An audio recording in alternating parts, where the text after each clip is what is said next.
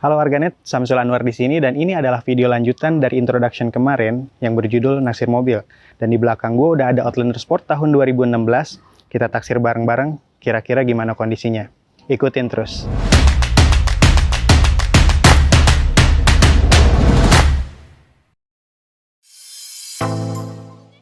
Yes, ini adalah Outlander Sport GLS AT tahun 2016. Crossover dengan tampilan yang maskulin ini bermesin 2000 cc semi-fake DOHC dan menyalurkan tenaganya ke dua roda bagian depan dengan transmisi otomatis. Dengan sorot mata yang tajam dan postur yang gagah membuat siapapun yang mengendarainya pasti terlihat tampan. Tapi apakah di tahun 2021 ini masih worth it untuk dimiliki? Kita akan membahasnya. Sebelum kita lanjutkan videonya, jangan lupa klik subscribe dan nyalakan lonceng notifikasinya agar nggak ketinggalan update video dari channel ini. Mobil ini pertama kali masuk ke Indonesia pada tahun 2012 dan diluncurkan dalam 3 varian, yaitu tipe GLX untuk transmisi manual, GLS untuk transmisi matic, dan tipe PX untuk seri tertingginya. Dan yang kita bahas ini adalah tipe yang GLS atau yang menengah dari tipe yang ada di pasaran. Dan ini adalah versi facelift keduanya. Yang paling gue suka dari mobil ini adalah tampilan grill yang sangat sporty. Grill ini diambil dari Mitsubishi Lancer Evo 10 yang sangat ikonik. Bagian lampunya juga sudah menggunakan proyektor, sudah dilengkapi dengan fog lamp, dengan housing aksen hitam dan chrome yang membuatnya makin terlihat manis. Berbicara masalah kondisinya, mobil ini 90% masih dikategorikan baik. Catnya masih mayoritas original, kecuali bagian bumper depan dan belakang, dan masih dalam kategori wajar mengingat mobil ini adalah rakitan tahun 2016.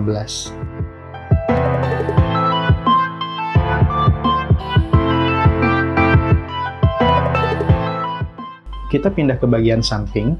Yang unik dari mobil ini, fender bagian depan dari mobil ini terbuat dari bahan plastik. Menurut Mitsubishi, mereka menggunakan bahan plastik untuk mengurangi bobotnya yang terlalu berat untuk ukuran mobil crossover 5 penumpang, yaitu 1380 kg. Untuk bagian velg, mobil ini sudah menggunakan ring 17, dan untuk kondisi bannya masih terhitung baik, baru diganti dengan tahun pembuatan 2019 di keempat rodanya. Untuk bagian spion, mobil ini juga sudah dilengkapi dengan sein dan sudah menggunakan teknologi auto folding. Jadi bisa menutup dan membuka spion dari kunci kontaknya. Sekarang kita ke bagian belakang. Kalau kita lihat bagian bokong mobil ini terlihat semok dengan fitur yang diaplikasikan dengan lengkap. Dengan model stop lamp yang atraktif, dengan 2 lampu indikator mundur, sensor parkir, dan kamera terasa lengkap untuk mobil ini. Tidak lupa aksen bulat reflektor di bagian bawah bumper menambah kesan manis. Menurut pendapat gue pribadi, secara desain tidak ada yang gagal dari mobil ini, walaupun secara fitur tidak selengkap kakaknya yang tipe PX, tapi mobil ini tetap perlu diperhitungkan. Sekarang kita coba masuk ke bagian dalamnya.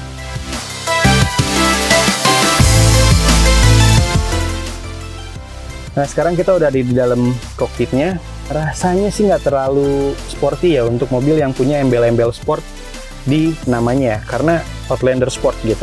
Tapi untuk tipe GLS ini sih kayaknya nggak terlalu sporty karena banyak fitur yang dikurangin.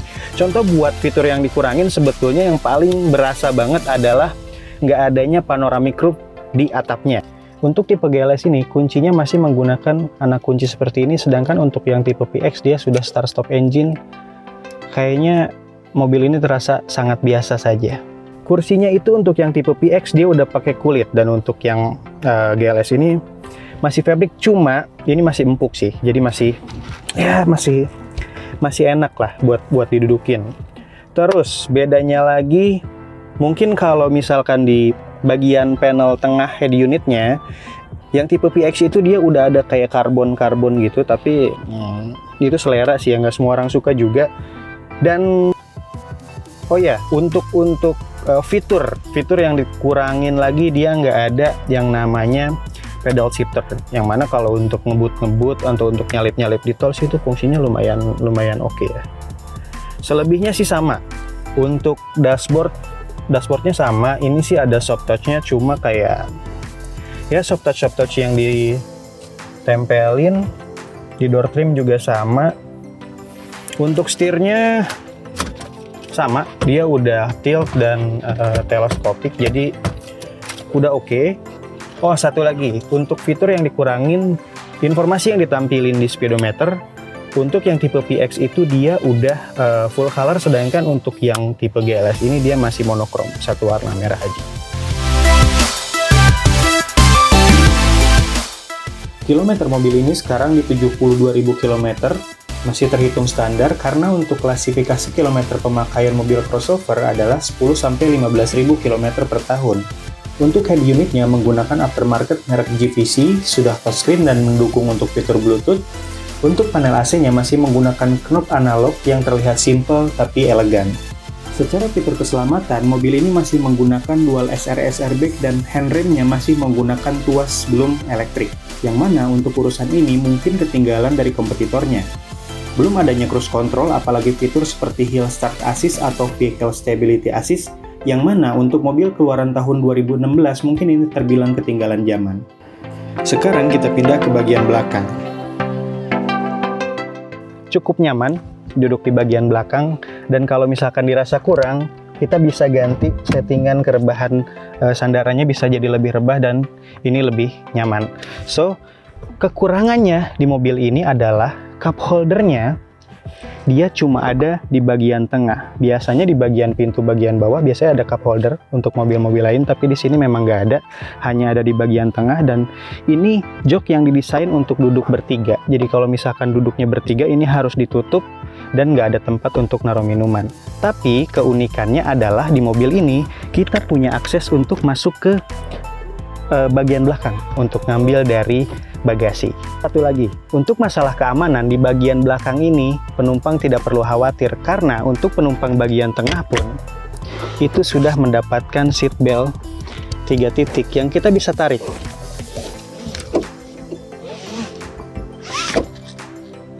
Dan kita bisa pasang di sini.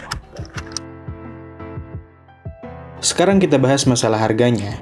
Kalau kita cek pasaran di marketplace, range harga Outlander GLS tahun 2016 ini kurang lebih 155 sampai dengan 165 juta rupiah. Tergantung kondisi pastinya. Yang mana untuk crossover tahun rakitan 2016 ini terhitung murah. Karena kalau kita compare dengan mobil lain dengan harga yang sama, bahkan sekelas Honda Jazz pun yang notabene kelasnya di bawah mobil ini lebih mahal dengan range harga 165 sampai dengan 180 juta rupiah. Untuk tahun yang sama. Jadi, rasanya walaupun secara fitur banyak yang dikurangi dari tipe tertingginya, gua rasa mobil ini perlu diperhitungkan. Sampai sini dulu untuk naksir mobil kali ini, dan semua yang ada di video ini adalah pendapat gue pribadi. Kalau menurut lo gimana?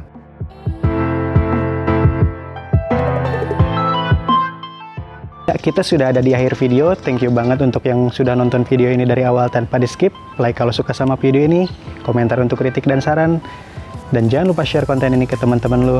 Siapa tahu berguna. Samsul Anwar pamit. Dadah. Tapi harusnya sih untuk semua kekurangan ini oke kali ya.